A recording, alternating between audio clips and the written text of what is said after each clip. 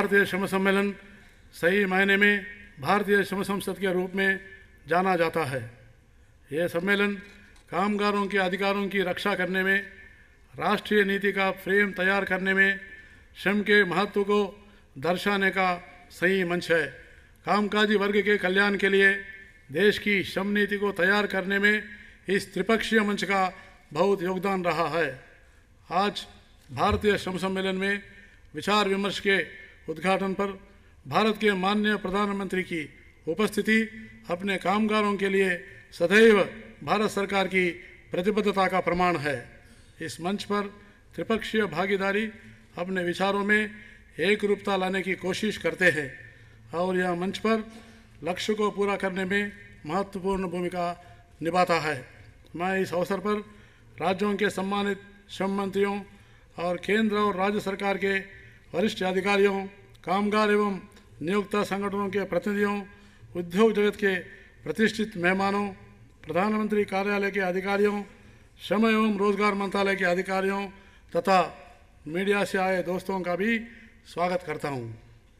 मित्रों, हमारे माननीय प्रधानमंत्री जी के शक्तिशाली नेतृत्व और प्रगतिशील विजन से भारत का आर्थिक माहौल पूरी तरह बदल रहा है। पूरा विश्व भारत में आने वाली बदलाव की हवा को पहचान सकती है। Make in India, skill India, digital India, smart city project हमारे पीएम की पैराडाइम शिफ्ट का देने वाली कुछ ऐसी योजनाएं हैं जो विश्व में भारत को उत्कृष्टता की नई ऊंचाई तक ले जाएंगी। हमारा रेगुलेटरी रिजिम अब और अधिक पारदर्शी, जवाबदेह और स्थिर, जिसमें ईज ऑफ डूइंग बिजनेस में और सुधार लाने की कोशिश की जा रही है, जैसा कि हमारे माननीय प्रधानमंत्री जी की इच्छा है। भारतीय श्रम सम्मेलन में 46वीं सत्र की कार्यसूची का एजेंडा व्यापक है और इसमें श्रम से संबंधित अनेक संगत विषय शामिल है। टेक्नोलॉजी के आधार पर रोजगार चलाने वाले और रोजगार प्रदान करने वालों को नेशनल कैरियर सर्विस प्लेटफॉर्म पर लेने के माध्यम से भारत में पब्लिक एम्प्लॉयड सर्विस की काया पलट की जा रही है। मैं माननीय प्रधानमंत्री जी का आभारी हूं। उन्होंने श्रम एवं रोजगार मंत्रालय की इस महत्वपूर्ण पहल का शुभारंभ करने की स्वीकृति दी है। रोजगार कार्यालय की पुराना व्यवस्था को इस समेकित व्यवस्था से बदल जाएगा, जिससे युवाओं को सही समय पर सही अवसर प्राप्त हो। हमारे पास इस पोर्टल पर पहले से ही 2 करोड़ नौकरी चाहने वाले पंजीकृत है तथा श्रम सुविधा पोर्टल द्वारा लिन प्राप्त कर चुके जो 9 लाख से अधिक प्रतिष्ठानों को इस प्लेटफॉर्म पर लाया गया है।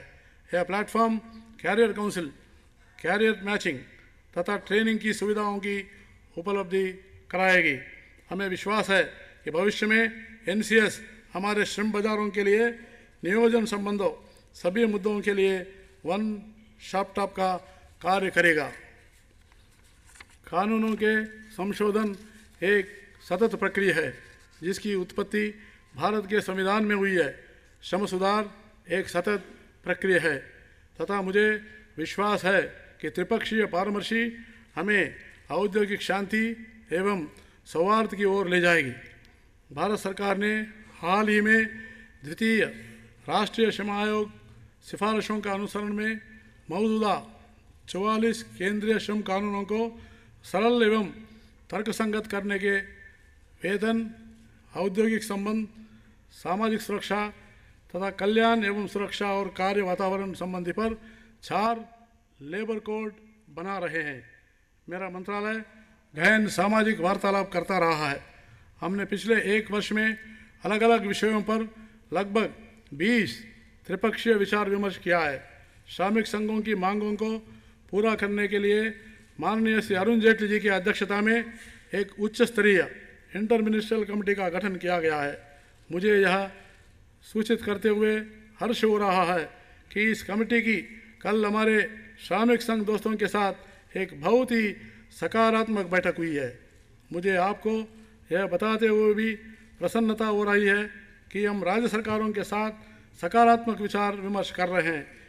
यह लखनऊ, रांची, हैदराबाद, गुवाहाटी तथा अहमदाबाद में हाल ही में आयोजित 5 राज्य श्रम और रोजगार मंत्रियों के सम्मेलन के माध्यम से किया गया, ताकि हम गुड गवर्नेंस पर अपने विचारों का आदान प्रदान कर सके। यह औद्योगिक शांति और सौहार्द के अच्छे माहौल को बनाए रखने और इसे आसान से लागू करने के लिए आवश्यक है। यूनिवर्सल सोशल सिक्योरिटी कवरेज हमारे माननीय प्रधानमंत्री का एक महत्वाकांक्षी विजन है। हम यह सबकी जिम्मेदारी है कि हम इस लौ को जलाए रखें और इसे वास्तविकता में बदले। हम लगातार अधिक से अधिक कामगारों को अनेक श्रम कानूनों में शामिल कर रहे हैं। हाल ही में हमारे मंत्रालय ने 160 रुपये की नेशनल फ्लोर लेवल की न्यूनतम मजदूरी की घोषणा की है। संगठित क्षेत्र में यूएएन की सफलता सबके सामने है।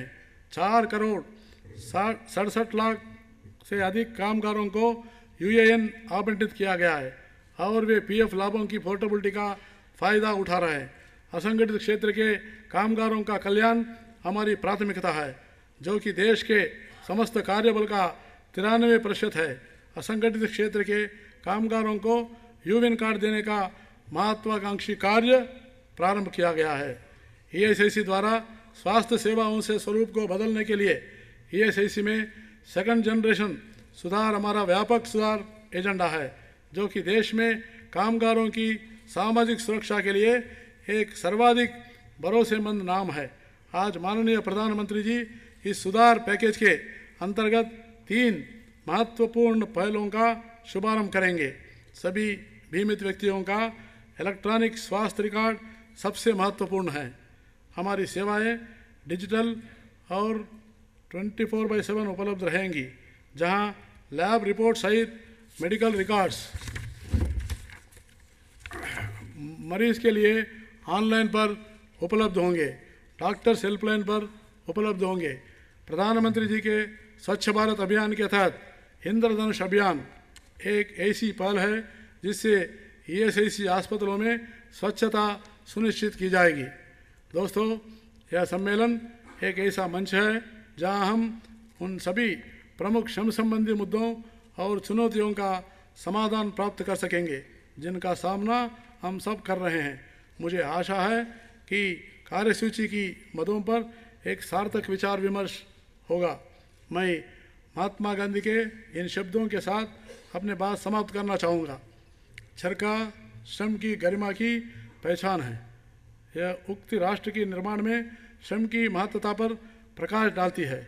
हम सब पूरी तरह इस सिद्धांत से प्रेरित हैं और बंधे हुए हैं और कार्य जगत में श्रम के गौरव को बनाए रखने के लिए हम भविष्य में भी ऐसा करते रहेंगे। धन्यवाद। आखिरकार मुझे रास्ता खोजना पड़ा। मैंने कहा हर दिन की चादर का कलर ही अलग होगा, पेशेंट को पता चलेगा चादर बदली कि नहीं बदली।